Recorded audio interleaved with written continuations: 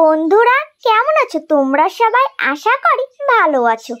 গোপাল ভাঁড়ের গল্প চ্যানেলে সবাইকে স্বাগতম। আজকের গল্পের নাম মান অপমান। চলো তাহলে এবার গল্পটি শুনে নেওয়া যাক। রসিকতা এমন একটা জিনিস যা অনেক সময় অপমানের পর্যায়েও পড়ে যায়। এইভাবে অনেকদিন মহারাজ গোপালের কথাবার্তায় অপমানিত বোধ করেন।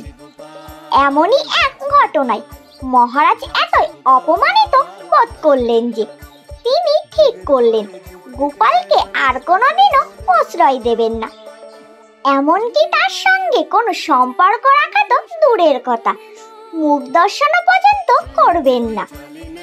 গোপাল এই কথা শুনে একটু বিচলিত হলেন না। পরদিন রাজসভায় গোপাল উপস্থিত হলো। দূর থেকে মহারাজকে দেখে পিছন ফিরে রইল।